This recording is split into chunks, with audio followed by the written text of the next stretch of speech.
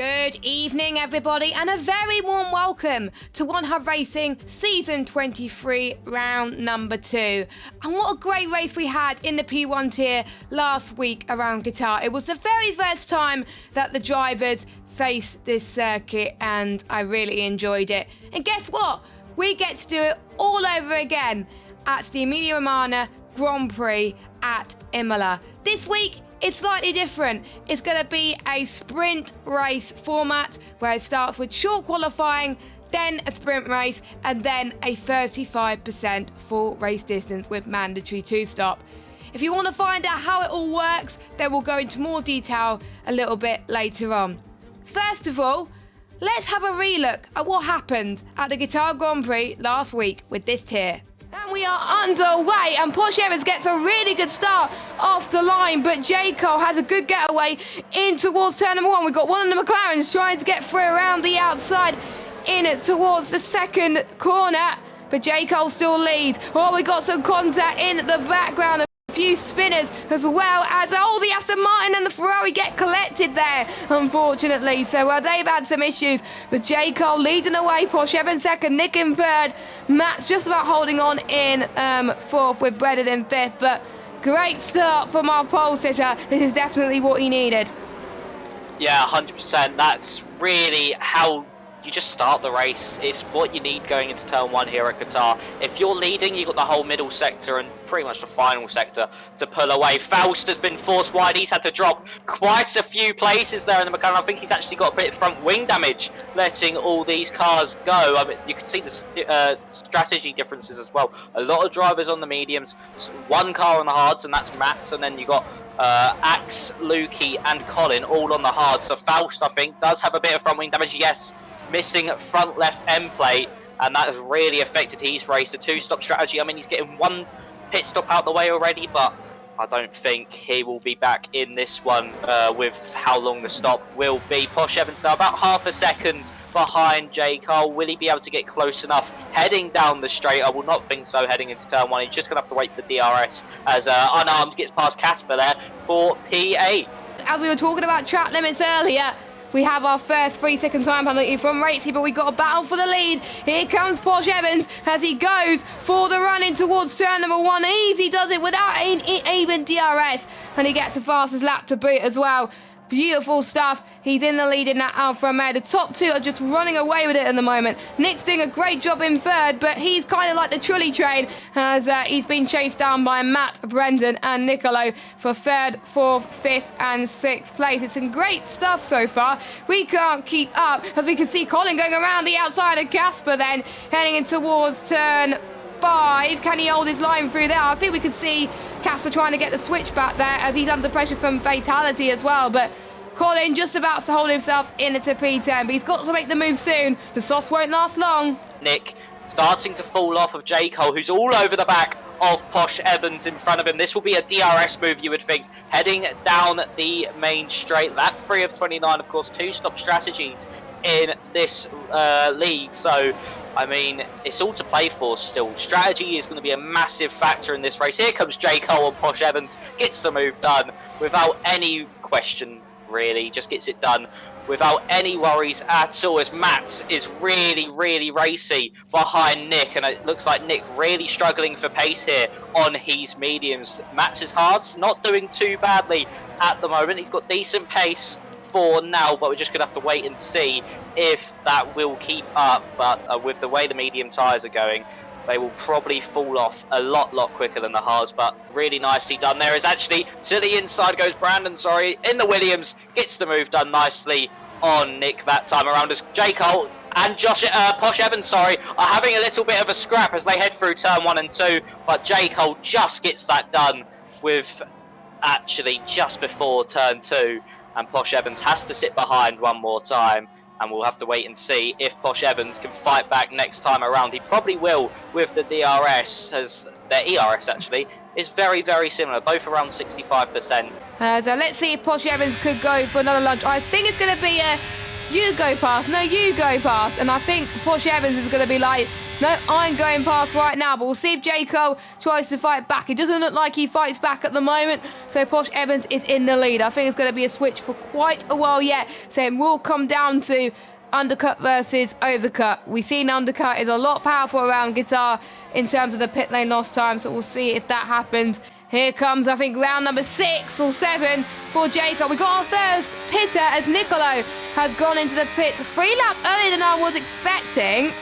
And we're also seeing Jacob not getting close enough to Posh Evans. So I think Posh Evans has found his rhythm a little bit. But Nicolo already has come in. I'm a bit shocked by that. Oh, I say that Nick has a huge slide. He spins round on the exit of the final corner, and Nick is going to be falling down the order now, maybe even outside the top 10 at this rate, as he now falls down to 11th, as that is actually Kanams coming into the pit lane here for Alfa Romeo. So the first Alfa Romeo to stop is the second driver, is Casper down the inside of Boompai, and I think he's got that one done, but Boompai trying to fight back into turn 2, but Casper cuts him off. And that is now 5th and 6th for Red Bull in this one, as Matt now can look forward onto Brandon. Posh Evans, who comes in into the pit, so they didn't want a double stat, it looks like, so that promotes J. Cole to the race lead. But look at how Brendan is catching up to J. Cole at the moment. J. Cole's tyres is not good currently, which is good news for Brendan and Matt, who's trying to close in. Brendan's gone on to the hards, J. Cole on to the medium, so let's see where they come out in relation to Posh Evans, and they've come out actually quite far behind, and Nicolo might actually go for a move here for the provisional race lead. To the inside goes the Haas, the Alfa Romeo on the outside, which turns to the inside for turn 2, and Posh Evans is just about able to hold on as they now head through turn 3, and you wouldn't expect a move going into turn 4, and yeah, Nicolo just has to sit behind. Larkin here can help out J. Cole here with a little bit of a defensive mission, Sergio Perez-esque from Abu Dhabi 2021. So Posh Evans behind Larkin, he will get a bit of a slipstream through here, but you can't make the overtake heading through the triple right-hander. It's just not possible, because heading through now the third part of the triple right-hander, Nicolo needs to use this to his advantage.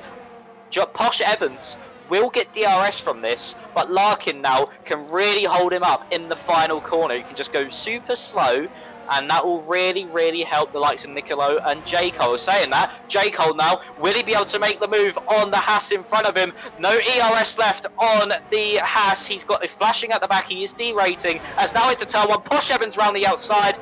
J. Cole's got the move done. Larkin now has to sit behind Posh Evans. He might let his teammate go. Yes, he has. And that was actually some brilliant teamwork there from Larkin. Canarmed trying to get past Brendan and Nicolo in one corner. Can he do it? Wow! He almost did it then, but Nicolo Soro trying to go to the outside and get second, well, a net P3 right now. So almost a double overtake for Canarmed.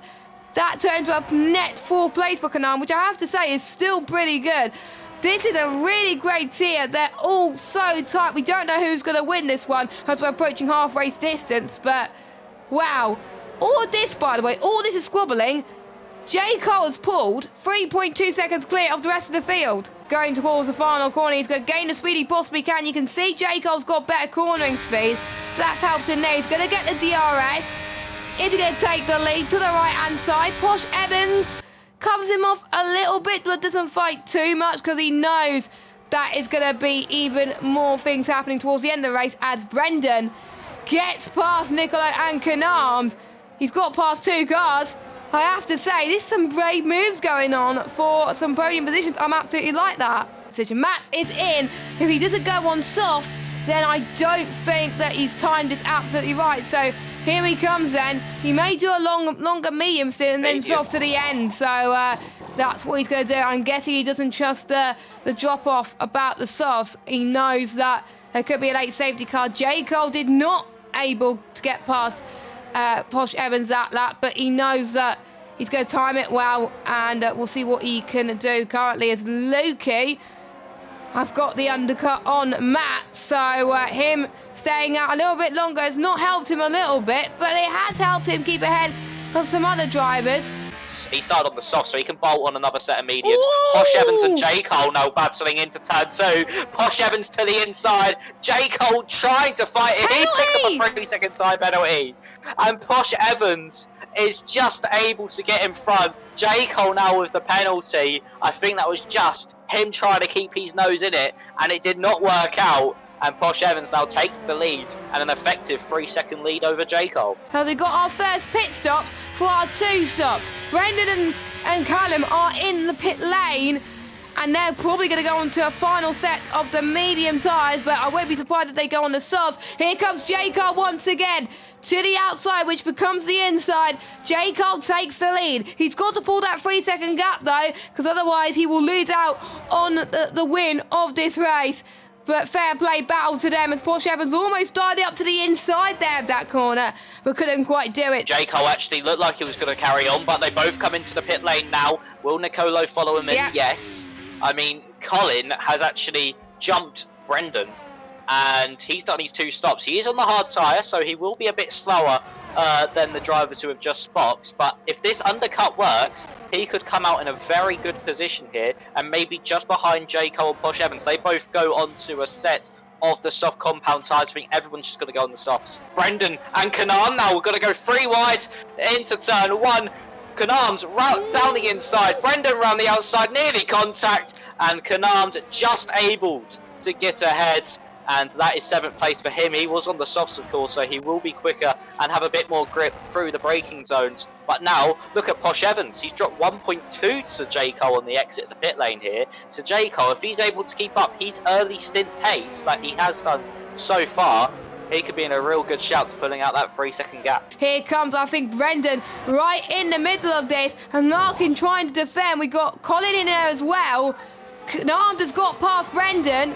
What about Larkin? Larkin's going to try his best to hold up Nicolo, so J. Cole doesn't have any other deficit thus far. Posh Evans has caught up back to J. Cole now. 0.5 of a second is the gap. So at the moment, as it stands, due to J. Cole's time penalty, Posh Evans will be winning this race as Colin gets past Larkin up into a net P6. Oh no, Colin's got a penalty.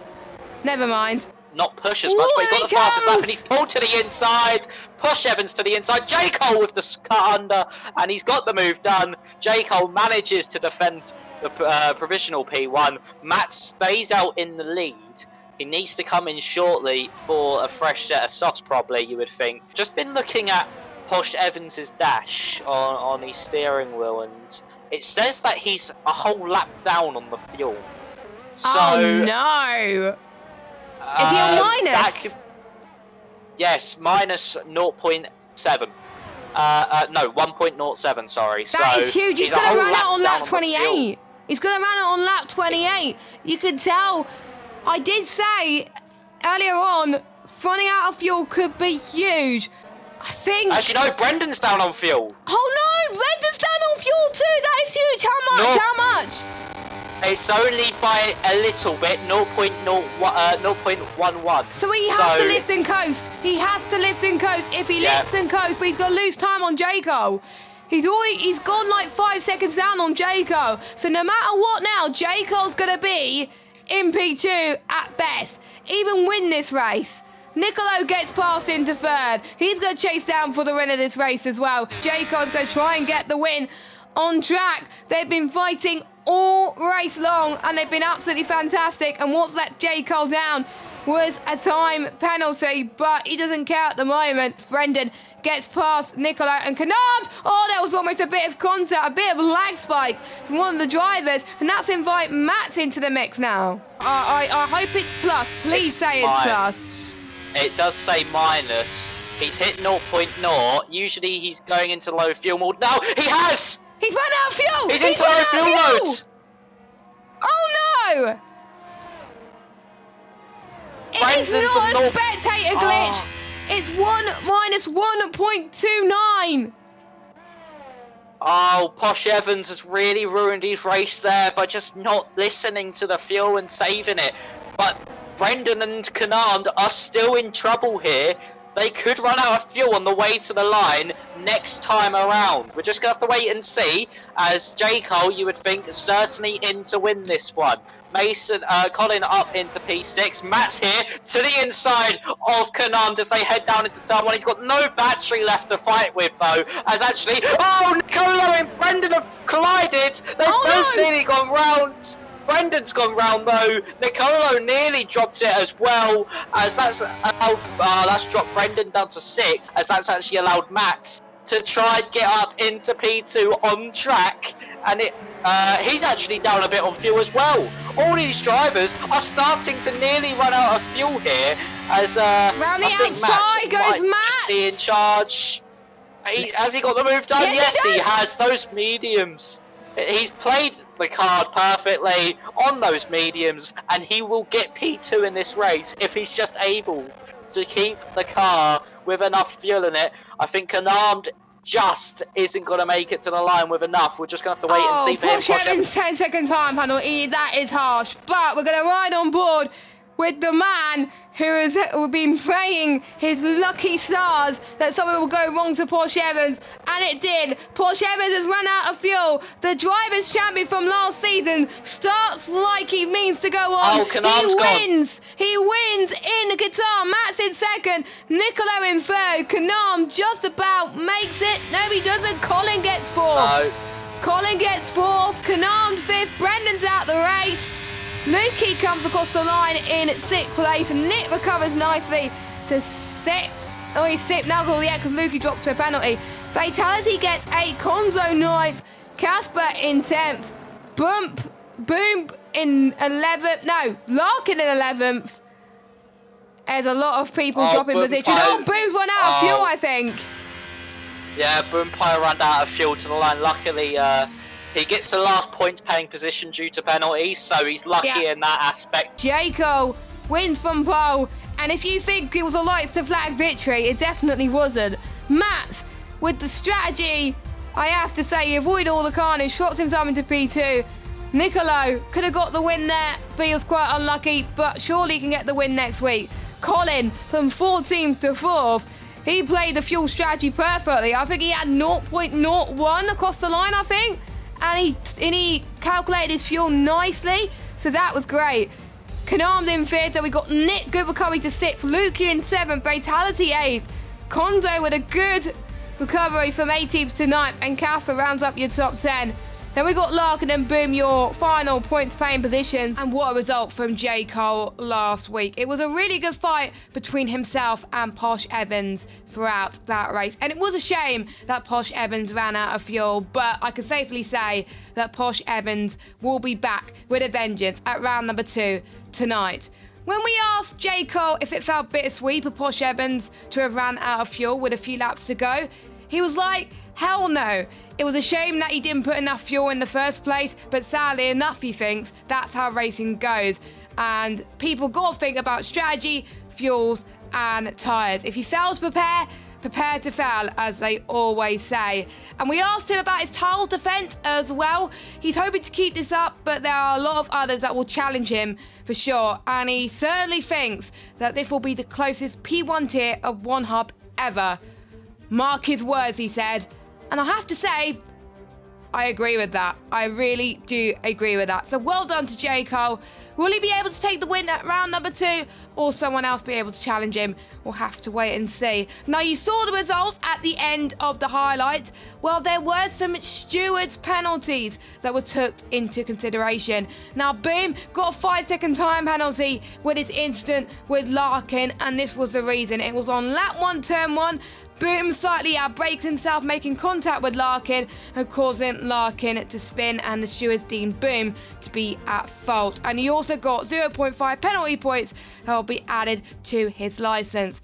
There was also an incident on the last lap of the race. You did see that in the highlights between Brendan and Nicola Soro, and Soro got a 5-second time penalty for that. Soro went for a late move on Brendan, and after reviewing the footage, the consensus was that Soro should have been aware that the gap was always going to be close, and having made such a late move to the inside, the stewards therefore deem Soro at fault. And incident number 3, also involving him, but with Faust, it was a racing incident, and that happened at lap 1, turn 5. Faust made contact with the rear of Soro, causing Faust to damage his wing, and having watched the footage of both drivers, the stewards deemed this to be an unfortunate incident for Faust. So, what does that do to the overall results for round number 1 at Qatar? So J. Cole leads the championship on 20 points, with ERT Max with his amazing result in P2 to be a few points behind him. We also got Nicola Soro in the top 3, and Colin Mason had a really good comeback last week to finish in 4th. Kanams in 5th spot, Nick in 6th, Lukey in 7th, Fatality in 8th, Konzo in 9th, and Casper round up your top 10 by picking up 3 points. Larkin with 2 points, Waitsy and Delta Hunter on 1 point as well, with some points for the fastest lap for Delta Hunter. Faust, Axelot, Carmentalis and Brendan and Boom did not get any points, and neither did Posh Evans. Brendan unfortunately DNF last week on the final lap, which was a bit of a shame. Let's look what it does for the Constructors Championship. Alpine co-lead the way on 22 points, Mercedes in second on 20 points, AlphaTauri third on 18 points, Haas fourth on 14 points, Alfa Romeo fifth on 10 points, Ferrari in sixth place on 7 points, McLaren in seventh on 5 points, Williams in eighth on 4 points, Red Bull in ninth on 3 points, and Aston Martin only scoring 1 point. So all constructors managing to get some points on the board last week in Qatar, which was absolutely amazing. So before we head to qualifying this evening, we would like to thank our sponsors and partners. A massive thank you to Next Level Racing by sponsoring the league by providing the following prizes. One of our champions will win a Next Level Racing FGT Elite Light Wheel Plate Edition and ES1 seat. One of our second or third place drivers in their tiers championship will win a Next Level Racing GT Elite Light Wheel Plate Edition and ERS2. Every driver will have a chance to win a Next Level Racing 2.0 wheel stand, which is very, very exciting. Also, thanks to Pure Sim Gear for sponsoring the league by providing their gloves or socks to the driver who has the most combined poles and fastest laps. Also, thanks to Aztec Sim Sports for sponsoring the league by providing a multitude of prizes, such as the driver with the shortest combined quality time wins a set of Invicta Sim Racing boots, and the winner of the ERT Going Gets Tough Award wins the Aztec Sim Sports t-shirt and cap. Also, massive shout out to the Mystery Shirt Box, our newest sponsor for the season, and they're sponsoring the league by providing one of their mystery shirt boxes to the winner of 100 Racing's driver rankings for season 23. Now we move on to our partners. Thanks to our partners Vespertine, who supports our official apparel and merch, so make sure you check that out. Also to Elite Racing Team at ERT Esports on Twitter. They're partnering the ERT Going Gets Tough Award and sponsoring our league trophies. We couldn't have done a lot of this stuff without ERT. And finally to SimGrid, powered by SimGrid, run our seasons through their community and platform, and also we put the results and standings through there. So thank you very much to all of them. We couldn't do 100 Racing without our amazing sponsors and partners. But now, you waited long enough, let's head to qualifying.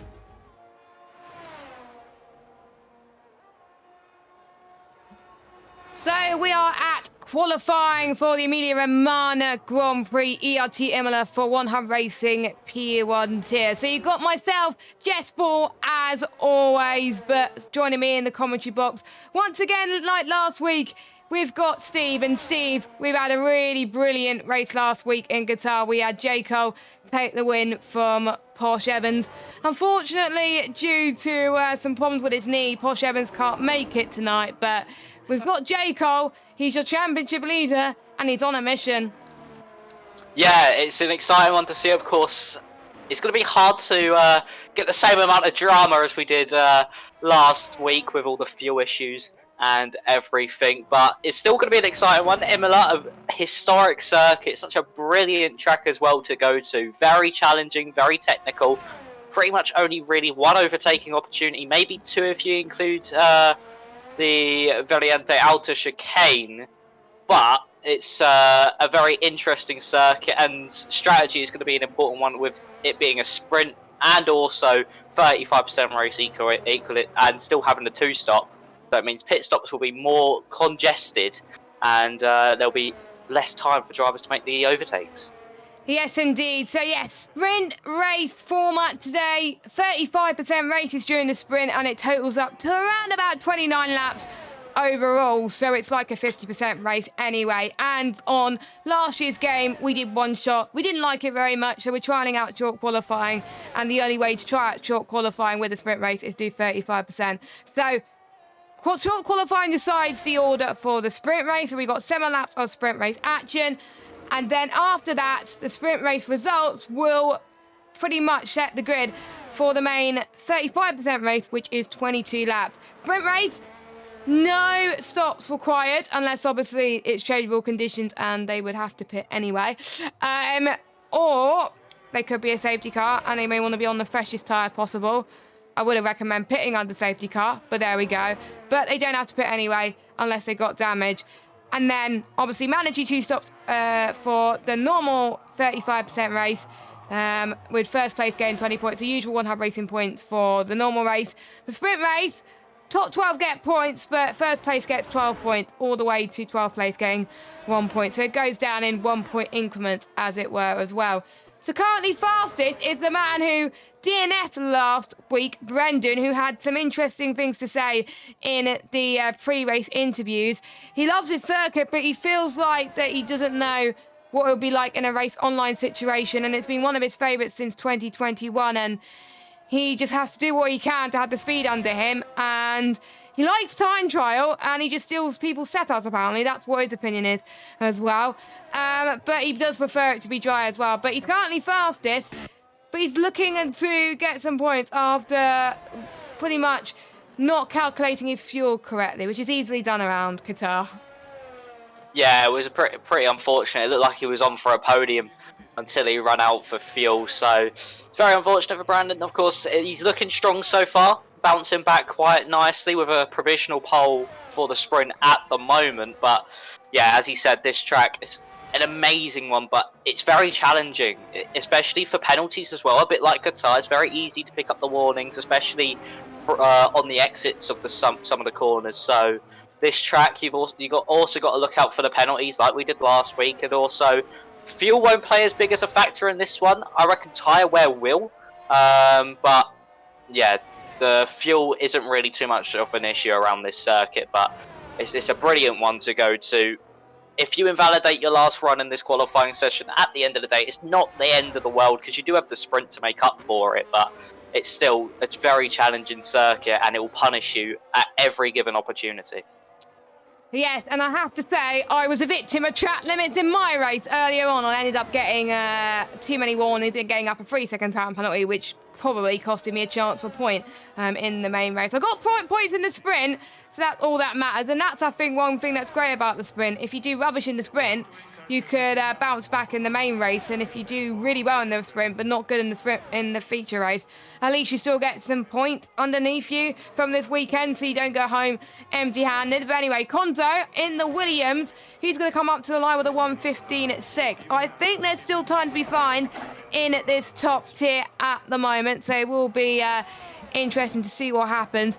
We do have someone that's joined us for this season once again, just like he was last season. It is Timo. Only difference that he's on the PC side rather than the PlayStation side for this season. He got one of the top times out of all the drivers in a qualifying night in Silverstone just over a month ago now, which is really hard to believe. But pretty much being on PlayStation or Xbox compared to PC is a whole of a different league. Obviously the frame rate will be different. It's just hard to get used to, but obviously Timo is deciding to take up the challenge, and he's just invalidated as I was talking about him. Typical. But it must be very hard jumping from one platform to another, especially if you're in a league that you've been in for a long time. Yeah, I mean, you're not going to be competitive straight away. You still got to learn, because at the end of the day, it is cross-play, but they do have their differences. PlayStation to Xbox, Xbox to PC, PlayStation to PC. They all have their differences in the way the car handles slightly. So you're not going to be on the pace right away. It will take a little bit of learning for Timo to get used to. But I reckon give him a race or two, maybe even the sprint race, and he'll be right up on the pace. And yeah, he could do very, very well in this tier, but we're just going to have to wait and see what happens and see what he does have at the moment. He's just gone into the pits now, so I think he's going to have another lap under his belt right now as well. A few people have been saying in their interviews that they haven't been feeling too confident. I think Watesy, I was speaking to him earlier, he doesn't really like this track because he tried to keep it on the track and he keeps failing miserably, so he's hoping for a point. But he's currently sitting in P10 at the moment, so that's pretty decent as well. As we've got Canarmed, who's just come across the line. Well, he's on his out lap, so he's just about to start his lap. Let's go on board, actually, with someone on a lap. So past the Tamburello chicane, tight left, right. And this was almost where Ayrton Senna lost his life for this spot. Rest in peace, Ayrton Senna. Accelerate out of Tamburello, heading towards Villeneuve. Another left-right chicane. It's named after Jules Villeneuve, who crashed here in 1980. Keep the throttle down as we approach Tosa. Keeps as much to our outside as you possibly can through there. Aiming for a late apex and good exit. We continue uphill through here and reach Piratella, a fast left-hander that again drops downhill on the exit. We lift off just a little bit slightly here and turn in to Akmirali, the hardest and most iconic sections of the track. Braking hard and then heading towards Variante after high-speed chicane that tests our core control massively, and you brake late and flip the car right, left, right. Now you're going to be going on to this back straight. You're going to be going through full gear through here and in towards Ravazza, a double left-hander at medium speed as you head towards the final corner. And we'll see what Canal can do. Can he improve on his time? Well, he goes into 4th place. He beats Jaco, and a solid, decent lap time is pretty close between the top 5. I think everyone in the top 8 are within the 114, so it's still anyone's game to get pole position, and it's everybody else now going on outlaps very early. So does that mean, Steve, that we could see some rain? I mean, if you look how this year went, I mean, of course, we didn't actually get the race happening because of the weather, and it is always threatening to rain around this circuit. It will be very rare you go into a league race or real life without a little bit of rain at some point during your session. So yeah, rain is always on the card, so maybe these drivers even just doing these early out laps just so they're safe. If they do invalidate their first lap, they have enough fuel in the car to then go again and just try get a competitive lap time on the board, especially Timo, because he's got no lap at the moment. So if he invalidates his first run, he does have time to go again and do a second run. So that is going to be all important for some of these drivers. Watesy, I think, is going to be the first one on a lap. No, it's actually Nick, but he's backed off from his lap time out of Tosa. So it'll be Watesy first to go around the track. A bit too much of the curb, I would think, through the right-hander of the Tamburello chicane. Now heading into Villeneuve, of course, the curbs do bite around here. If you take too much, you can bottom out over them. But a very decent first sector, up by 4.5 tenths, so there is certainly time he is finding in his lap time. So if he can keep that up through the middle sector, he could be on for at least a top 5 lap time here. So through the left-hander up the hill, and he's actually just got a bit wide. Oh. Has invalidated his lap time. It was looking so promising on his lap, but unfortunately, that is it for that one. I would assume that he would back off, but it doesn't seem so far. Maybe going to try get back in the pit lane within enough time, get on another set of softs, and get the car back out. I reckon he just has enough time to do that. But Konzo behind him in the Williams didn't see how much he was in the middle sector. As he now heads through the first of the 2 Ravazzas, as he now comes through the final corner. What would it be for Konzo? Is it going to be enough to promote him up into the top 10 and into the 1:14s? Oh, it just isn't. It's a 1:15.304, and it puts him into P11. So at the moment, the 2 Williams in first and 11th.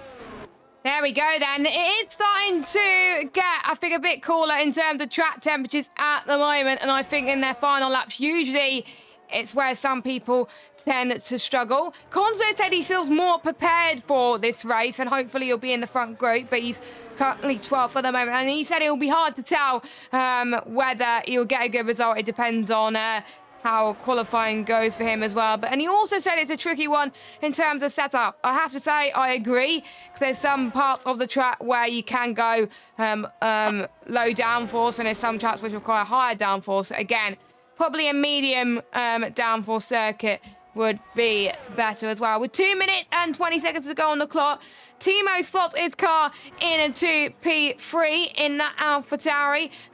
One of the drivers in ERT, who are one of our partners in this league, who sponsor our league trophies, and also partner the Going Gets Tough award.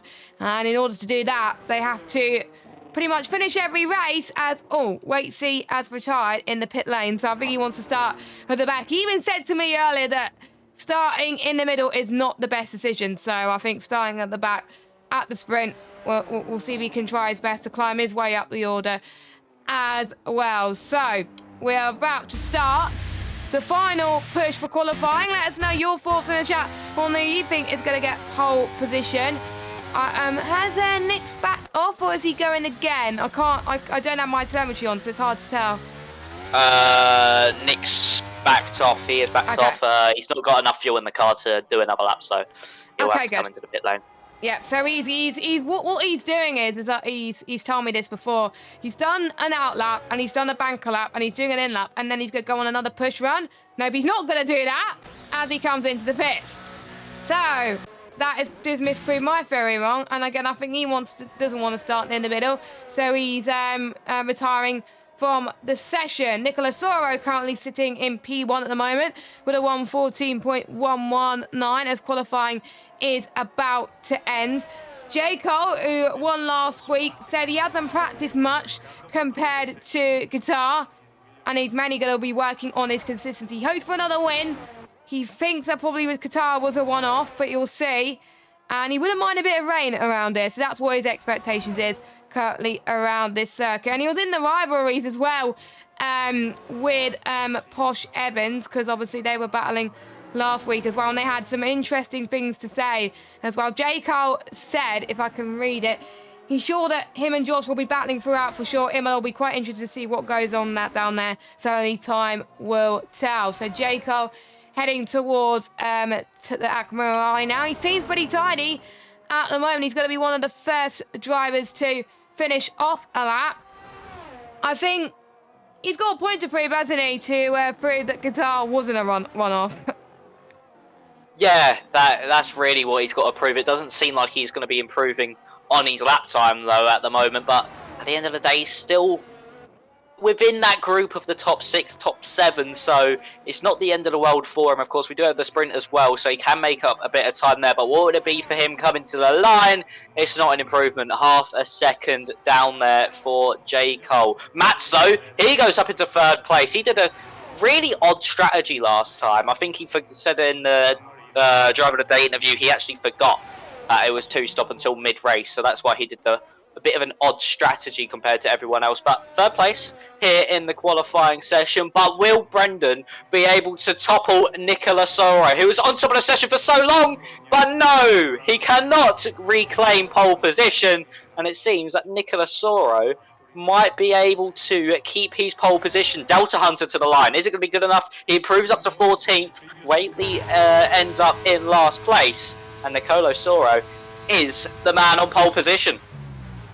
The man who won Bahrain pre-season race as well. And he was in some really great battles last time out as well. But I think he admitted in the post-race interviews that he really wanted to get that race victory last week in Qatar. So he has 2 chances in the sprint and in the main race as well.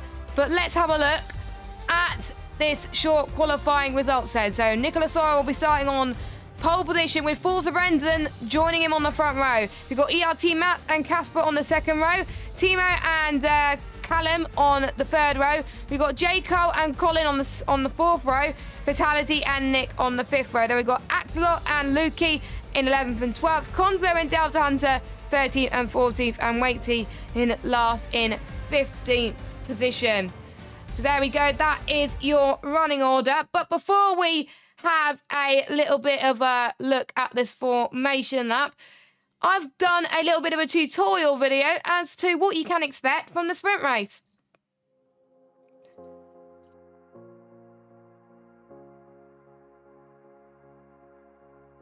In some One Hub Racing seasons, we'll be having a sprint weekend format for some of the rounds. The format starts with short qualifying, where the results of that determine where you start in the sprint race. We then have the sprint race. There are no mandatory pit stops, but you can take one if you wish to get an advantage during a safety car period or changeable conditions. Points are awarded to the top 12. First place gets 12 points and 12th place gets 1 point. No fastest lap will be rewarded during the sprint race.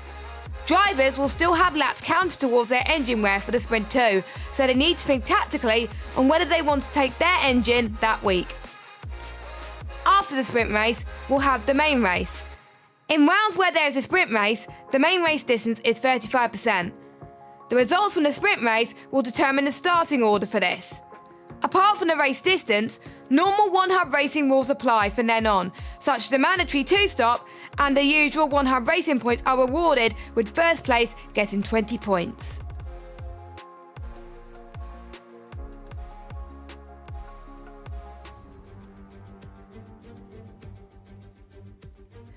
So we are back then as the sprint race is about to commence with myself and Steve in the commentary box. Formation lap is on this week because there was a patch on Monday and somehow it fixed the formation lap bug where basically people would get disqualified if they reverse or something like that. So luckily we're able to have formation lap back again, which is great to see, and it gives us a good chance to look at the tyres then. So 7 laps, as I said, alluded to earlier on in the broadcast for the sprint race. Pretty much everyone has gone for the softs except for Delta Hunter. I'm not really that surprised on a majority of people's choices. Delta Hunter has left the session. Hopefully we can get him back in shortly, but well, I'm a bit perplexed as to why Delta Hunter has gone for mediums. I did a race around here just about an hour ago. We're doing a sprint race on the softs, and it was fine, but I'm guessing Delta Hunter wanted durable tyres towards the end of the sprint race. Yeah, I mean, I would expect the softs to be able to last and not really hit the cliff as much as they would around the likes of Qatar, but tyre wear is still quite a big issue around Imola. Not as much as it is around Qatar. They can last a while. So say if you were doing a one-stop, unlike Qatar where you're on the verge of getting a puncture on the final stint, around Imola you're all right and you're in a decent region of just being below the puncture territory. So, I mean, mediums, they might come into their strength at the end of the sprint, but I wouldn't expect him to be able to do anything at all really against these other drivers, maybe even dropping down to last place behind Waitsy and not really coming up through the order unless a crash happens. But yeah, it's a bit of an odd strategy choice, I think, but if he wants to try it, it's only the sprint, he can make up for it in the main race. We'll just have to wait and see. Exactly, and it's only 7 laps, no mandatory pit stops, remember. And this is a 4.909 kilometre circuit, 3.050 miles, and 1 DRS zone heading towards the pretty much past Ravazza into the start-finish straight. So we're about to get going. Nicola Soro is starting on pole position. And who's going to come out on top in the sprint race? And who's going to start on pole for the feature race? The 5 red lights are on for the second round of the P1 tier. And we are go. And unfortunately, the camera is not the best as they make their way towards turn number 1. But looks like Nicola Soro got away well. Forza Brendan pretty much boxed in for the likes of Matt and Timo. Turn 1 could get a bit hairy, but looks like they're A-OK. I think there was one of the Ferraris that bumped off the curb a little bit. I think the 2 Ferraris got in a bit of a tangle, unfortunately. Lukey dropping down into 15th. I think that was him who dropped off the curb, sadly. But it's Nicola Soro P1, Forza Brendan P2, Timo in 3rd, Matt in 4th, and there's a yellow flag, and that is Delta has had a bit of a spin. I'm guessing that was when he rejoined in the session, unfortunately, which is a bit of a shame. But he's probably going to go on a set of softs and try and get those to the end of the sprint as well. But they're having a good start, and that is very crucial at this stage. Yeah, a very, very good start there from Nicola Soro. Pole isn't really where you want to be heading down into turn 1 on lap 1, but he's managed to make it pay off. But I did see during that run down to turn 1, Brendan and Matt's actually had a little bit of contact between each other. I don't think Brendan saw Matt's on the inside. Luckily, they both, I think, are A-OK. But that's actually allowed Timo to get past Casper and Matt. He's up 2 positions now in this race. Now Brendan needs to focus on the Haas in front of him in the Colo and just wait for the DRS to arrive. Of course, only 7 laps in this one, so it is going to be very, very quickly finished, and you need to make your moves count. So just waiting to see if anyone's going to be able to make a move, maybe into Tozer. If anyone is close enough, maybe the likes of Matt, Casper, or J. Cole could make a move into the Tozer hairpin. I don't think they will, though. They're all just going to sit one by one behind each other. But at the moment, I've actually got my intervals are actually glitched at the moment. Oh, Konzo and Fatality! Fatality's had to go wide there. I think that was what contact with Konzo through Tozer, forcing the McLaren wide. The Williams stays ahead, but now Lukey is trying to get past the Williams now. This is all over P11, so this is for 2 points in this race, sprint race, sorry. And we'll see if Konzo is able to hold on. It looks like he is for now, but Lukey might want to make Konzo pay for the mistake he had with Fatality just a little bit ago. But at the moment, the top 3 and top 6, sorry, staying the same. Not too many moves on this second lap. Yeah, I was expecting, I think, a little bit more risk being made, but these are top-tier drivers. They are smarter than that as well, and it's very great to see that it is clean so far. As let's see if Brendan could go on the attack on Nicolas Oro this time round. Nope, he is not. I think he's going to pretty much save them ERS, but one who's looking very racy. He was about, I think, 800ths of a second behind Max was Casper for a moment, but again, he didn't get past, unfortunately. What about Konzo on Lukey again? He's really boxed in with Lukey in front and Fatality behind him, heading towards Tozer now. He could try and go around the outside, which he's not going to. Unfortunately, Delta Hunter has retired in the pit lane, so unfortunately, he's not going to get any points in the sprint race. He's going to be starting from the back of the grid, sadly, for the main 22-lap race. It's a shame that his race didn't really get started, to be honest. He got disconnected. We tried to get him rejoined, which he did, but I think he wasn't able to maybe control his car, or when he rejoined, it was in a really weird manner, unfortunately, as I think Waity was trying to get past Fatality there for the time being as well. But yes, Brendan, I think he's just waiting for the prime opportunity. He knows, even though it's a sprint race, it could feel like the longest 7 laps of your life. Yeah, because you just have to wait, really. And here he goes, Brendan, to the outside. He'll be at the inside for turn 1, and he gets the move done before we even get to the braking zone. He's into P1. He now needs to start trying to pull away from the Haas and Nicolo behind him. Would he be able to? I don't think so. I reckon the Haas is just going to use a bit of his battery. I mean, it's 4 laps in so far. We got about 4 to go in this race, so yeah, it's going to be hard for Brendan to pull. I don't think he will.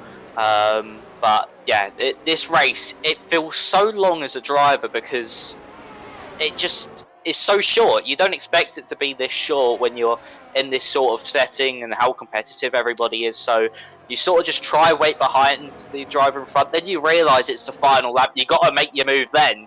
And yeah, it just feels like an eternity, this race. But J. Cole all over the back of his teammate Casper in the Red Bulls, as Mats actually makes a mistake coming out of Valiente Alta, and unfortunately that might allow J. Cole to get past Casper. He might get a pair of them into Ravazza. Is he going to get the move done on Mats, as well as contact between Casper and Mats, and it forces Mats a bit wide through the first Ravazza, and Casper is able to hang on around the outside there, but this might invite Colin to make a move on J. Cole in front. Nicolo gets in front of Brendan before the braking zone. Casper gets past Mats. J. Cole gets past Mats. Will Colin be able to get past Mats? Round the outside the Mercedes goes, but no, he just has to sit behind, and Canard now might try and move into the Villeneuve chicane. Is he going to get close enough? No, he just pulls in behind, and there's a bit of a scrap at the back of the field. Lukey dropped behind Fatality there. Konzo has been overtaken by Waitsy, and I think that is going to be the end of the battles for this lap around, unless Axlock and Nick are side by side. Oh, what's happened? Oh, Lukey's round. Lukey's round, unfortunately, but I think we can see Fatality and Waitsy almost going into a little bit of a scrap there. I have to say, fair play to these drivers. They're keeping it so clean, even though it's a sprint race.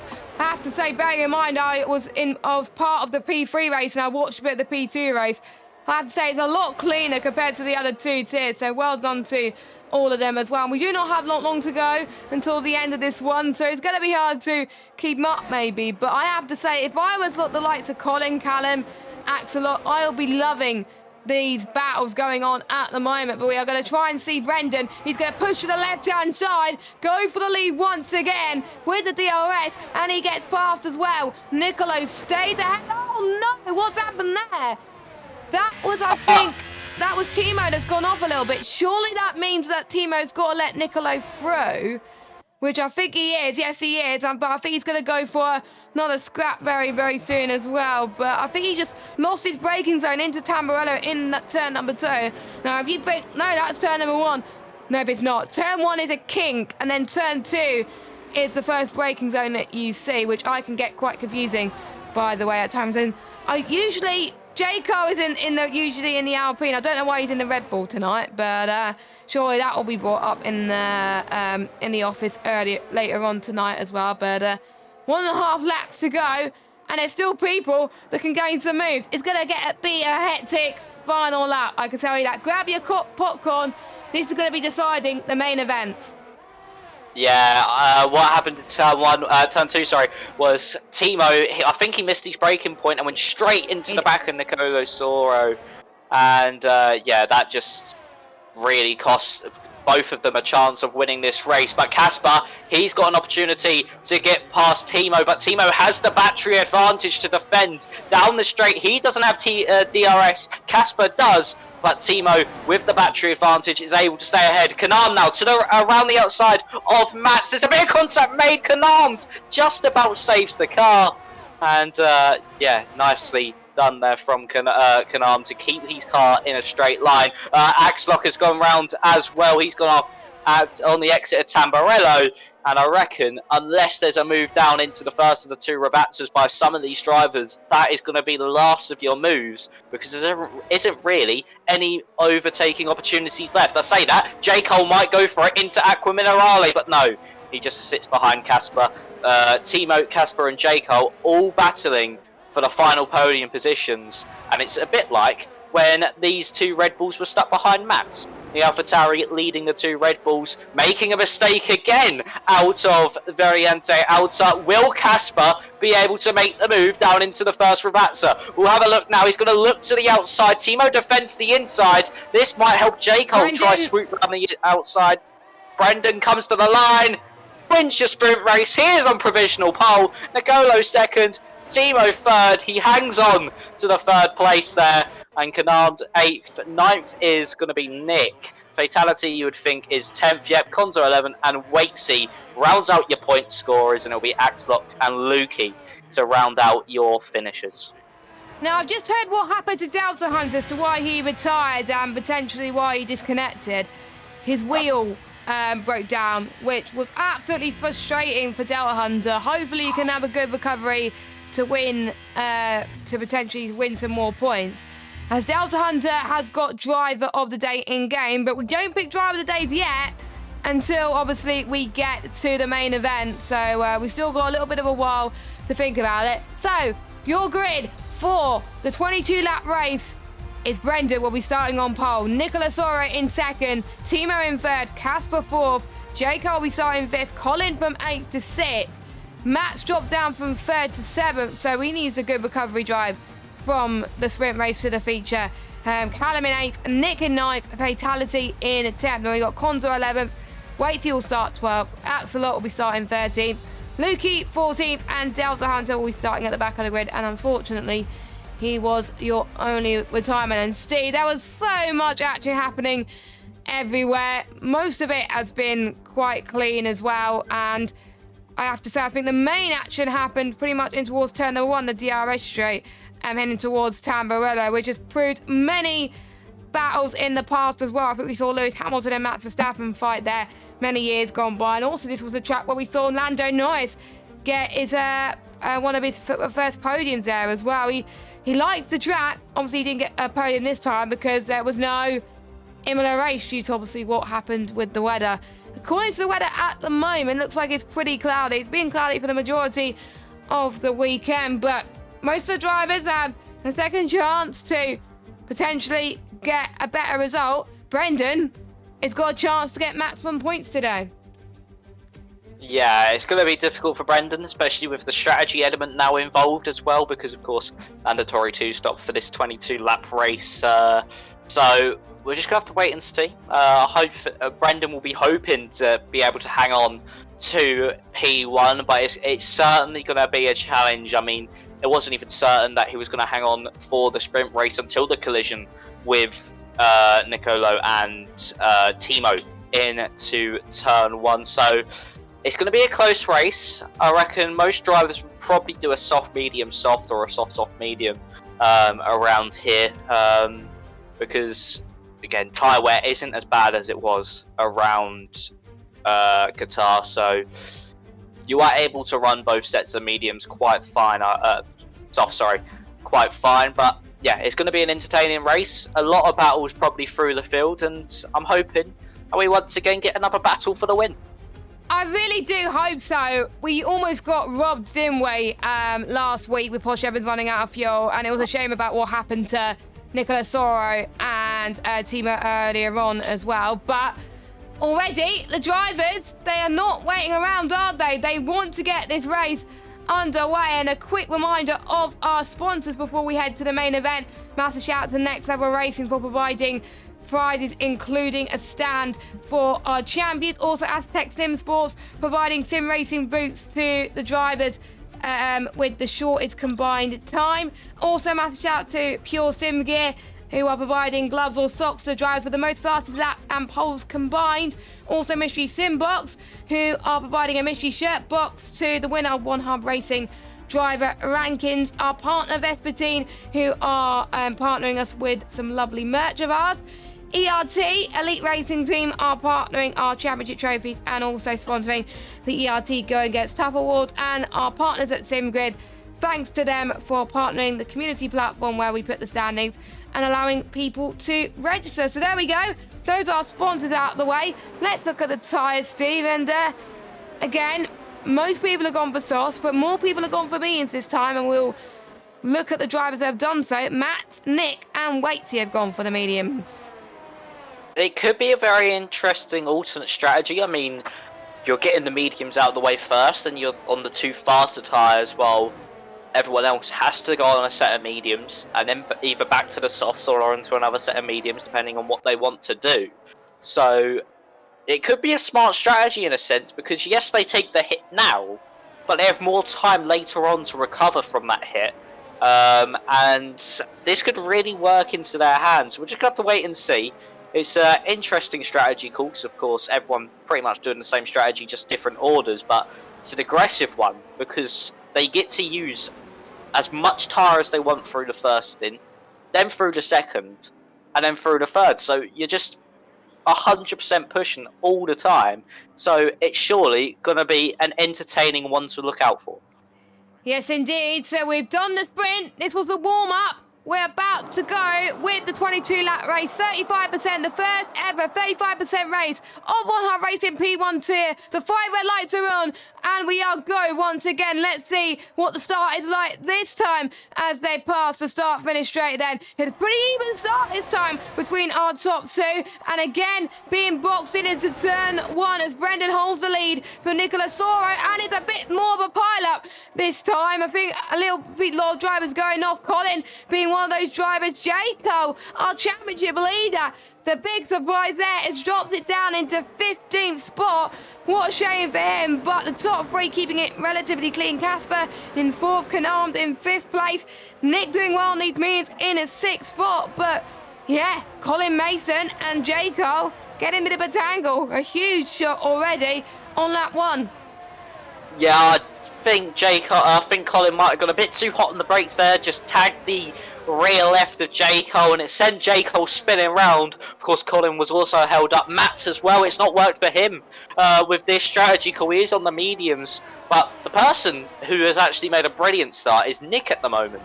He has actually gained 3 places on these medium tyres. He's up to P6 right now. He can now start pushing as much as he possibly can. Of course, these softs will be good at first, but they will eventually drop off and bring these mediums into play. So we're just going to wait and see when that is. But Kananda's starting to drop off from the top 4. But J. Cole got a brilliant start, getting past his teammate and just was sitting behind the top 3. Then, of course, the contact with Colin happened. And Timo, he tried making it 3 wide into turn 1, but backed out of it. Smarter move there as Fatality's now dropping down the order. Obviously made a mistake there out of Tamburello.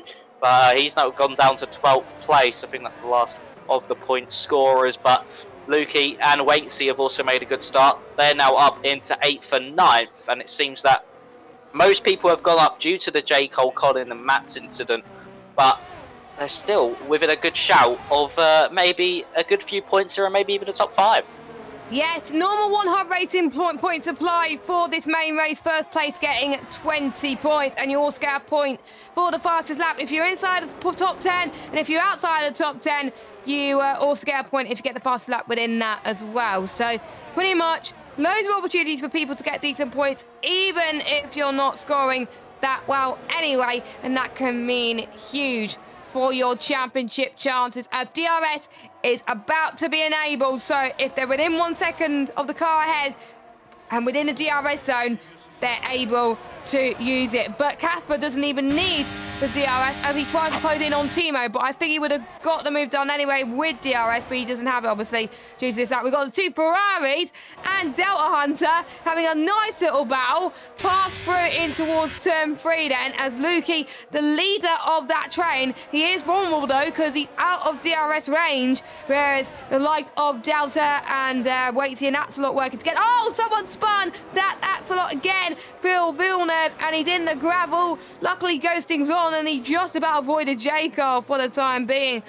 Oh, the luck just keeps getting worse and worse for Axelot. Unfortunately, he's down into 14th spot, but a nice little fight we're seeing with the 2 Ferraris and Delta Hunter there. Much better race so far for Delta Hunter. He's already up into 9th. He says he only got the game only recently, F123, and he's starting to hit more of his stride now as he's getting used to it, which is really, really great to see. But this is not a new track, so I think we start to get a little bit of a feel as to what his pace like, because this track has been on the F1 games for quite a while indeed. But we'll see what the top 4 could do now as DRS comes into full effect right now. Yep, Casper getting closer and closer to Timo. He wants to make that move and get up into the top 3 and maybe start catching up to the top 2 in front. Konzo gets past Nick. That's overtake has sort of been brewing this whole time because, of course, Konzo's on the softs, Nick's on the mediums, and yeah, at the moment Konzo has a lot more pace through the corners, but Casper still about 2.5 tenths behind Timo in front of him. They're really, really close to pair of them, but Casper, I feel like, might need to make this move now if he wants to maybe do the undercut in the first stint or maybe even in the second stint. He sort of needs to get past Timo to do that, to maximise the effect and maybe jump both Nicolo and Brandon. But we're just going to have to wait and see what he does. I wouldn't be surprised if he also just sits behind, saves the battery, and also saves the tyres for a late push in the stint. But we're just going to wait and see what he does. Brendan's had a very good start. He's maintained the gap. That DRS has also brought Nicolo in slightly, but Brendan's had a very good start, maintaining that gap nicely. But I wouldn't be surprised if Nicolo is able to get ahead, heading down into turn 1 and into the Tamburello chicane. DRS open for the Haas. But no, actually, this could invite Timo into the battle. Is he going to be close enough to make a move on the Haas in front of him? No, just going to have to sit behind. But Brendan keeps P1 for now and is cruising. Well, not cruising, but maintaining the gap nicely out in front with a nice, constant pace. And I think that's what you got to do around Imola, because even though it is much easier to overtake than Qatar, there's only one DRS zone anyway. So there's some situations where people may find it harder and they may not want to take too much risks. And if you are starting on pole position and you're able to keep that lead, you're going to be able to stretch the gap a little bit more, whereas Qatar, it's sort of high speed, people are able to follow each other more, that people have similar pace around Qatar. So I think that's what Brendan is doing, and Nicolo is just going to rely on having an extra bit of DRS But Brendan has the extra straight line speed anyway, so I wonder if Nicolo's running a more medium downforce setup to pretty much stick your cars to the corners. We got our first time penalty, by the way. That is Colin, so he's already picked up some warnings to his name. We got one person that's doing his first pit stop early, and that's pretty much what I would have done if I was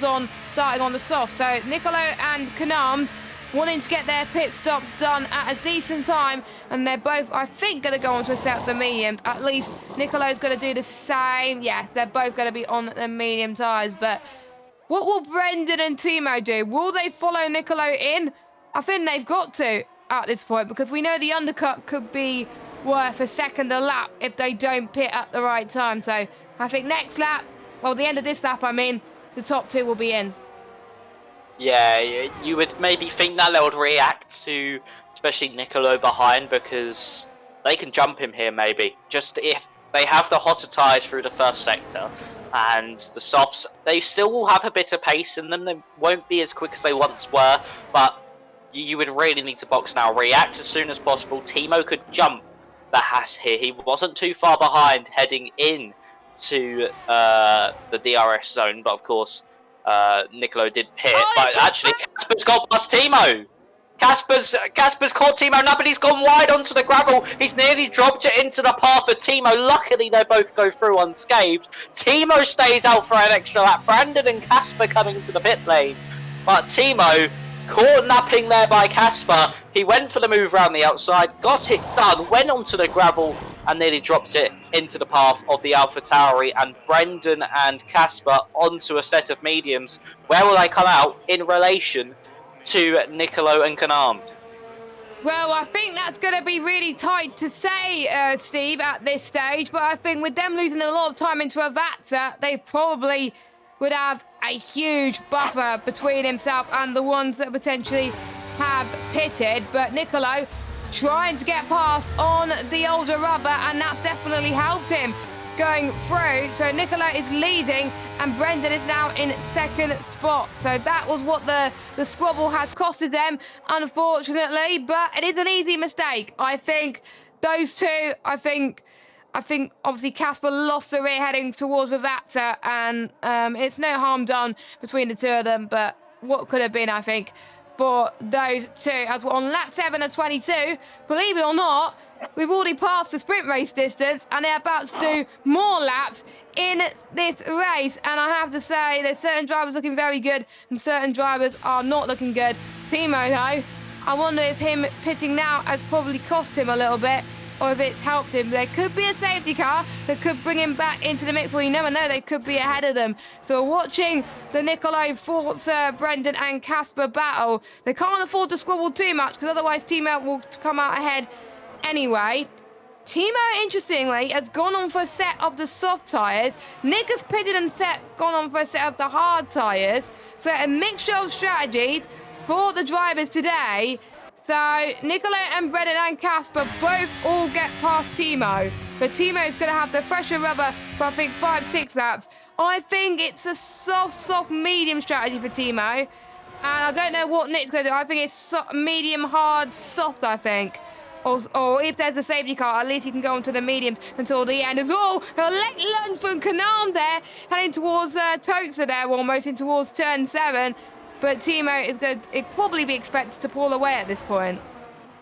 Yeah, it's a bit of an odd strategy there from Timo. You'd think he'll do the same as everybody else. He'll be on the weaker tyre near the end of the race, the mediums. Yes, he can get the undercut in because he'll box earlier than these guys, probably around about lap 12, 13-ish from these softs, and then the medium runners will probably be coming in around about lap 16, 17, maybe even lap 15. So he will be ahead after the pit stops, you would assume, but it's a bit of an odd one because everyone else will be on the softs.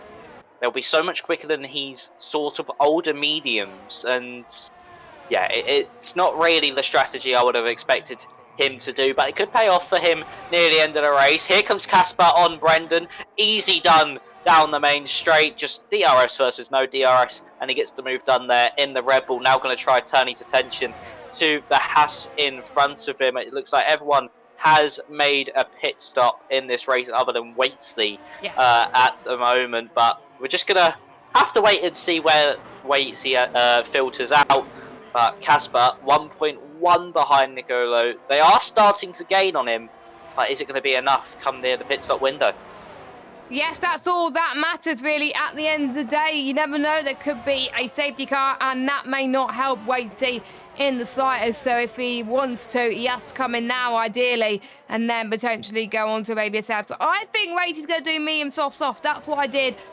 That's what I tried to do in the race last time, but there was a safety car after 2 laps, me being on the soft, so that kind of screwed my strategy over. So hopefully Waitsley won't be in the same position. Fingers crossed for him, as we're pretty much in the crucial stages of people trying to get some heat into the tyres, and we're seeing which strategy could work out a bit. I think the hard strategy is not working out for Nick, unfortunately, because he's dropped to second to Canarms, but I think he's praying that he could stretch those hard tyres for a little bit longer and then maybe have a very short soft stint at the end. Potential could be, again, a safety car as well, as Delta gets past Conto just before turn 1, now heading towards the braking zone of turn 2. And that was nicely done from the Aston Martin driver. Much better showing from him, and he's up into 9th spot for now. And it looks like Timo is not suiting his softs well. I think it's mainly down to track position really, more than tyres at this point, because the ones on the mediums, they seem to be doing fine with Nicolo leading that train, and Timo, just because he's stuck in that train, is not able to use his soft pace effectively enough, and the optimum pace, they're going to be lost very, very soon. So probably a regret for Timo, but it's still a long race ahead. Still about 11 or 12 laps to go. Lukey's just picked up a time penalty, by the way. Timo has just got to get past ASAP, because otherwise being on the softs is pretty much meaningless at this point. Yeah, he's got to use his battery, really. That's the advantage he has as well, is he's got to use his battery down this straight. Here comes Brendan on Casper. He's going to get that move done. Timo needs to follow him through here. He's going to go to the outside for turn 1. He gets it done.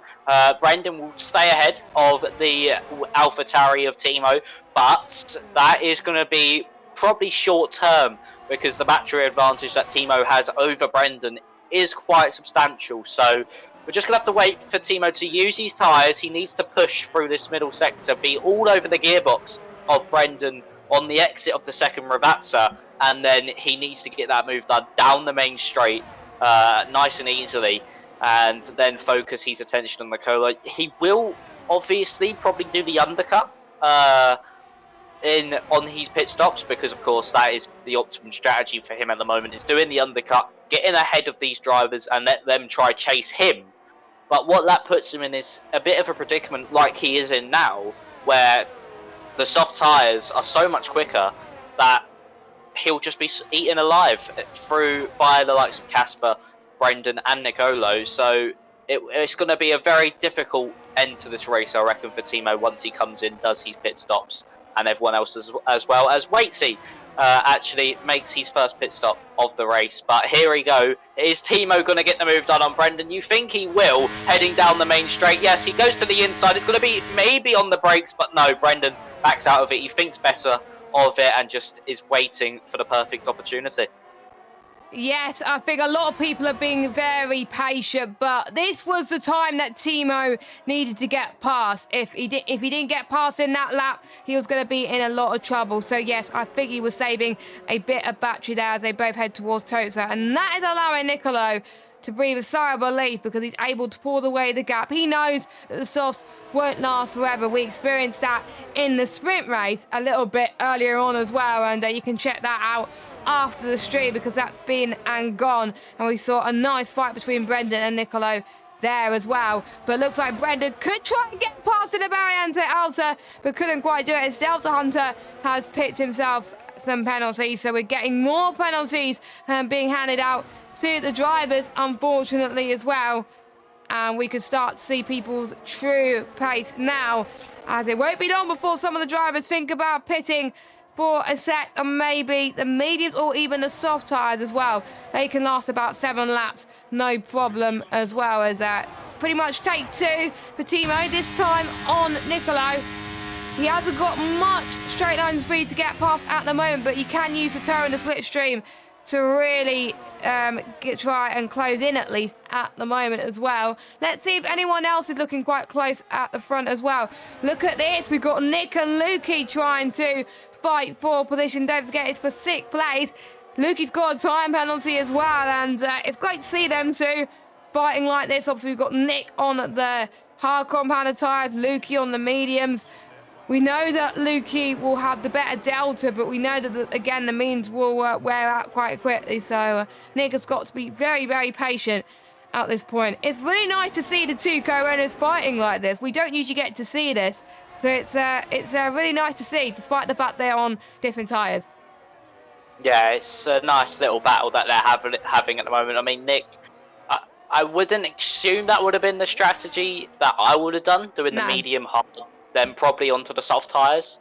But at the end of the day, it's all up to what you prefer and how you think the tyres play out in your hands and everything. So if he is more comfortable in doing the medium hard soft, then it is entirely up to him. Kanard actually is the first one to pull the trigger before Timo as well. He's going for an absolutely massive undercut here, is the Alfa Romeo, onto a set of softs. So he will be faster than everybody else on the circuit, as Timo getting closer to Nicolo, but just not going to be able to make the move unless Nicolo makes a mistake as they head into Toza. But no, but Kanard, we need to look out for him now, because where will he come out compared to everyone else? Brendan might make a move up into Piratella, but no, he's just sitting behind. But yeah, we really need to look out for Kanard now for when everybody else comes into the pit lane. I think that's Axelot making a mistake out of the Tamburello chicane, but he manages to stay ahead of Waitsy. Yes, a lot more mistakes as the tyres get more rubbered in and they start to lose their the derogation, unfortunately. So that's probably why more people at the back are making mistakes. But the ones that are pitted early, this is going to be huge for them as well. If there's a safety car, they're screwed. But if there's no safety car, they could be winning a good shot as Lukey gets past. Oh no! They both made contact. And Konzo's like, you know what, I'll try and get past him. He just about avoided it, but my oh my, that was a bit of a shame. I pretty much caught the aftermath of that as well, but I think they've got a bit of damage there, and that's allowing, I think, Colin to catch up to them as well. Same with Jayco. It's nice to see them back in this as well, with a little bit of a squirmy on exit 3 with Vatsa then, as Delta has passed Konzo, because Konzo is doing his second stop. Here comes Colin then, to the inside of turn 2. And Lukey trying to get the cut back there as J. Cole fighting with him too. Just about squeezed him through turn 3. That was very tight. That could have ended up much worse between the pair of them. But I think J. Cole just about gets ahead of Lukey there. Past into Villeneuve chicane now. So, yeah, I think the damage that Lukey has had, unfortunately, is starting to take a toll on him. But that's allowing quite a lot more people to try and get some more decent points up the order. Yeah, unfortunate there for Lukey with that contact with Delta Hunter. But J. Cole, after that turn 1 incident, has recovered slightly, up into P9 at the moment, might be able to get Colin as well. But when does Timo pit? That is the question. When does he come into the pit lane and come off these soft compound tyres? Because here comes Nicolo. Into turn 1, he gets the move done nicely there. Will Brendan follow him through? No, they will not. But Timo's softs are going to hit the cliff very, very shortly. He needs to go on to mediums now, maximise the use he has on the undercut on how many laps he can do, and just try stay ahead throughout the remainder of the race. He has the battery advantage at least over the Colo for now, and probably for the rest of the race. Brendan is saving that battery behind him in the DRS. But if I was Timo, I would come in right now because I need to make the most of the medium tyres before the likes of Nicolo, Brendan and Casper all come into the pit lane for their set of soft tyres. Yeah, I think it's quite hard to tell really, because if you're in the front, then you don't know what the drivers are going to do around you. But if you're in the middle, you're like, oh, I'm going to come in because the other driver's going to come in, because otherwise you'll lose time on the undercut. So Nicolo is in a huge disadvantage in these later stages because he's right up front. But surely he would have planned a strategy anyway on what he was going to do. As you can see them all potentially coming in. Timo comes in to be expected. His tyres were dying anyway, and he could benefit from the undercut. But bearing in mind, he's going to be on the harder rubber. He's already done 2 soft stints. He's got to go onto a set of medium tyres, which is going to be hard for him because everyone else around him is going to be on softs. So here he comes then, out of the pits. Quite a comfortable pit stop from him then. So we'll keep an eye on these two. They've got to have the best in-lap they can in order to gain a lot of time on Timo. They're going to have the tyre advantage come the end of this one. Same with Casper, but Casper's lost a lot of time to the front too. But I think he's going to be happy where he is at the moment as Kanam gets past Axelot then up in the 2-10 spot. Don't forget, in One Hub Racing, top 12 score points in the main event. And we had the sprint race not so long ago. Not that long to go until the end of this race. If you haven't already, make sure you leave this video a like, hit that subscribe button and turn notifications on if you are new. And also follow us on Twitch as well and Twitter at One Hub Racing. And I refuse to call it X because it's a rubbish name for a social media site. No offence. I hope that person is not watching the stream right now. But anyway, Kanam's got some brilliant entry speed on Weighty then heading towards the Variante Alta. But Steve, we got some pit stops. Nicolo is in. Yeah, now we need to see where Timo comes out. Kavam did gain quite a bit of time on Timo on the pit stop window there. He's going to gain more time due to him being on the soft tyres compared to Timo's mediums. Nicolo obviously going onto the soft tyres, but Timo, he was stuck in a bit of traffic behind Lukey. He will have DRS down the main straight though, but where does he come out in relation to that Haas? He gets past Lukey with ease, and the Haas is out now. He's out in front. He's actually managed to stay in front of the AlphaTauri, and now on the soft tyres, this is huge for Timo's race. He needs to use the hotter tyres heading into Tosa to get in front of the Haas in front of him, but will he be able to? Through Villeneuve now, he's all over the back of Nicolo. There's some rain! Rain is falling on the circuit, but Nicolo stays in front of Timo, and that is massive for this race. But where does Brendan come out in all of this? He needs to pit as well. The rain is falling on the circuit. We've only got about 5 laps to go in this one, and will the rain play a part in this race? Wow. I don't think any of the drivers have predicted that. And that's probably why the likes of Brendan has stayed out, because they were hoping the rain was going to come soon. Or maybe the rain wasn't going to come down soon enough. I don't know. Bearing in mind, it is a 2-stop strategy for these drivers. If they do not do a 2-stop race, they will be disqualified. And Nick pitted quite a while back as well. He didn't think him staying out would be the beneficiary right now. He didn't do too bad on those hard tyres, even though he lost about a second or two. That's all he lost. I thought he would have lost more time, but he did a really pretty good job. So we'll see how he can manage at the end. But your net race leader at the moment is Timo.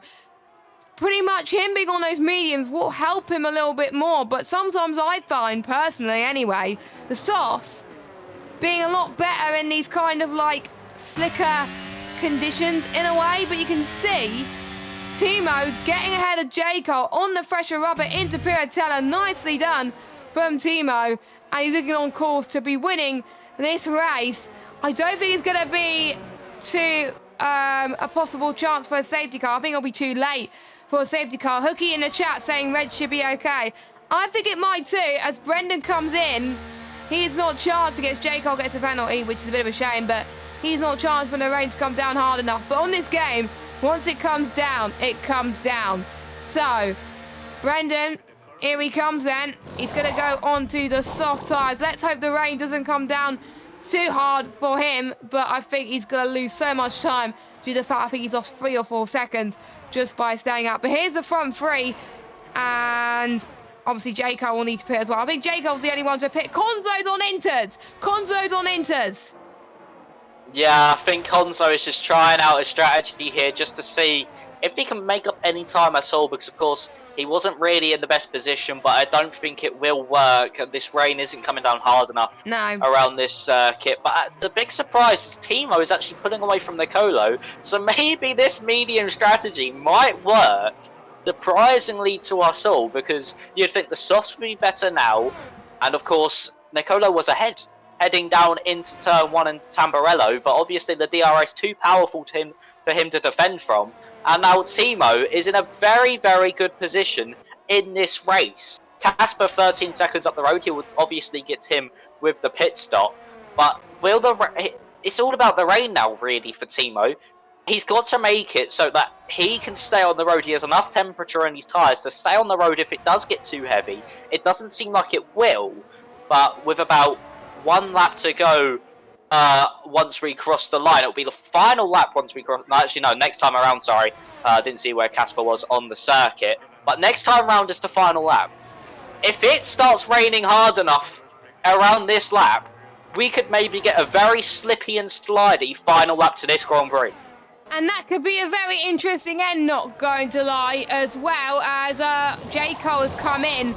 He is going on to the intermediate tyres because he thought, you know, why not? I'm going to lose quite a bit of time anyway.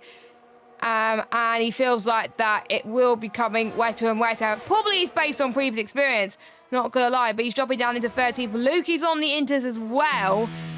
It's still not damp enough. It's still not damp enough. And Casper hasn't done his mandatory 2-stop yet, I think. Let's check. Nope, he hasn't. He needs to come in at the end of this lap. Surely he hasn't forgotten. Surely he hasn't forgotten, because I've commentated on a race, a championship deciding race back in, I think, season 13, where there was someone leading with a massive point gap and then they lost the championship because they didn't do the 2-stop.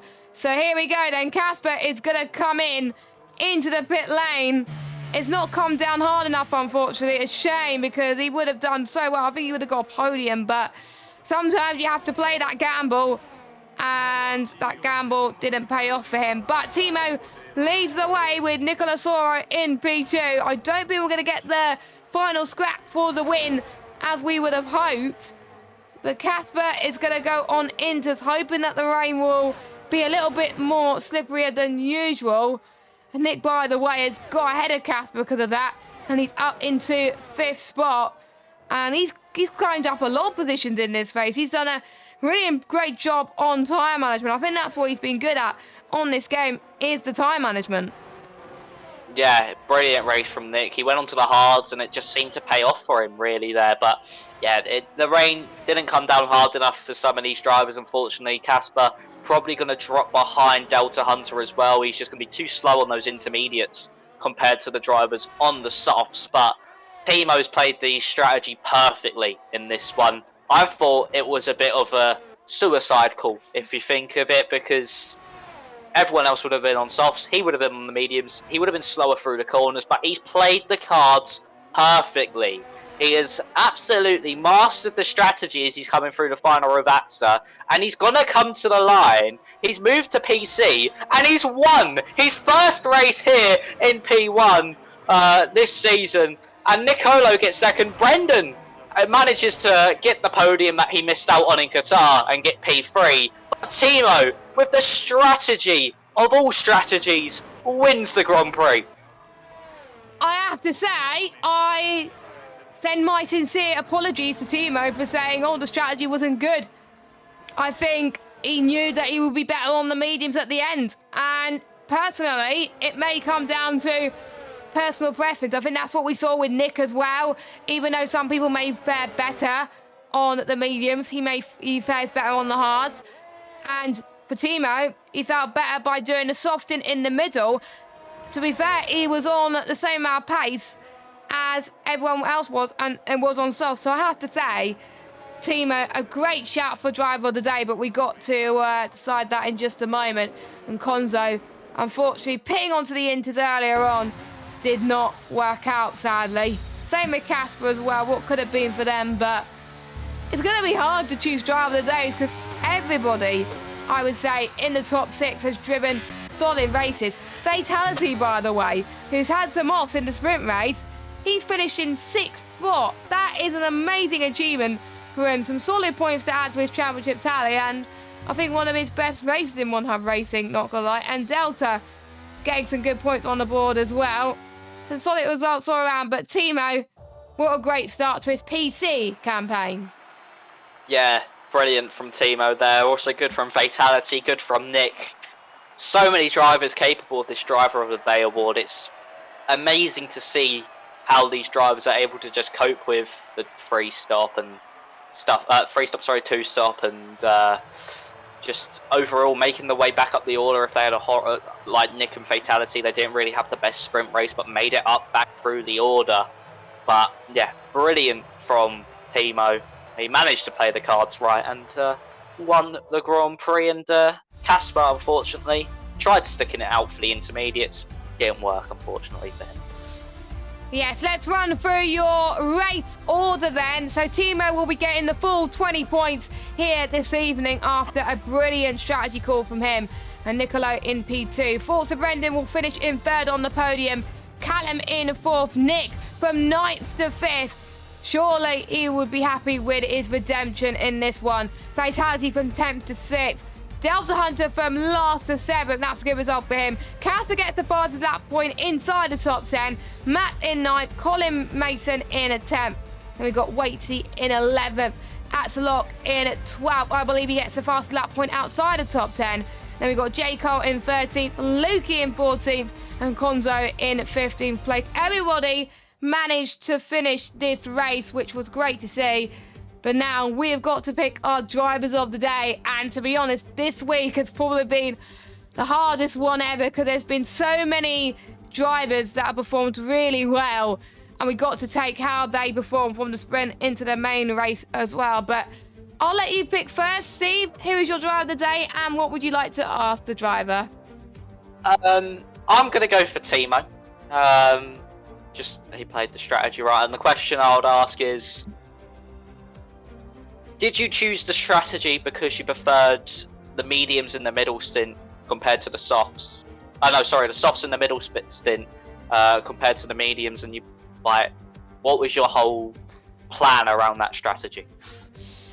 Not bad strategy at all, and not a bad question for him as well.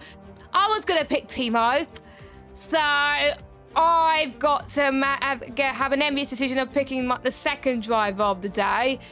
I think you got to give it to a lot of people, but I think I'm torn between the mid-pack, the people who finish in P5, P6 and P7, but I've got to give it.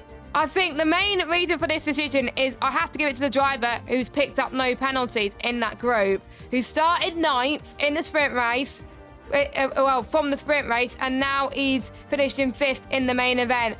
I'm going to have to give it to Nick, and my question is, I'm going to probably put it on the same lines as what you asked Timo. How were the hards for you, and did you think it was the right call in the end, and were you expecting to pick up a decent result in that front? So Timo and Nick are 2 drivers of the day nominations. You can vote on Twitter when the polls go out tomorrow as well. And by the way, so many other drivers could have got driver of the day. I think Fatality was definitely a close third there if we picked 3, but unfortunately I had to pick one that picked up less penalties there. But Steve, any final thoughts before I say about the sponsors and all the other stuff? Well, yeah, well done to everyone. I mean, the strategies from Timo was amazing, and yeah, hopefully we have a good race next week where we head to, if I can find my driver's calendar in my notebook. I've got. We head to Hungary. Hungary, we head to Hungary. So yeah, that's going to be another interesting race. Strategy again will be very important, very hard to overtake again, and pretty much only one opportunity. So yeah, expect pretty much a similar sort of race as we had this time around, but with the full 50%. So it's going to be action-packed, and hopefully it will be just as entertaining as the past 2. Yeah, I have to say, P1 has definitely delivered. I know we've had a bit of a low turnout today, but to be fair, that doesn't matter because it was quite a crazy event. So let's have a run through our sponsors. Once again, a massive shout out to Next Level Racing for sponsoring the league by providing the driver's champion of each tier a chance to win 2 amazing prizes, an FGT Elite Light Cockpit and Elite ES1 Sim Racing seat, and lots of other prizes, including a ERS2 Sim Racing seat for the 2nd and 3rd place in the championship. Also, to Aztec Sim Sports, they're providing a Invicta Sim Racing boost to the driver with the shortest combined quality time, and also a t-shirt to the winner of the ERT Going Against Tough Award. Pure Sim Gear sponsors the league to pretty much give some gloves and socks to the driver with the most fastest laps and poles combined. Mystery Sim Box, they'll be giving away the mystery shirt box to the winner of One Hub Racing driver rankings. And also to our partners, Vespa Team, for providing merch for One Hub Racing in general and supporting our championship prizes. Also, Elite Racing Team ERT for sponsoring our trophies and partnering the ERT Going Gets Tough Award. And also to our partners at SimGrid, powered by SimGrid, by providing our community and platforms, the standings, and all that kind of stuff. So that is our sponsors. A big thank you to everybody for watching the stream today. We hope you enjoyed it. Like Steve was saying, we'll be at Hungary. We'll be on Twitch next week at 8 PM UK time, whereas P3 will be on Twitch as well. P2 will be on YouTube. For myself and Steve, take care, everybody. Stay safe. Have a good evening. And for now, we'll leave you with our race winner, Timo, to celebrate. Have a good evening, everybody, and good night.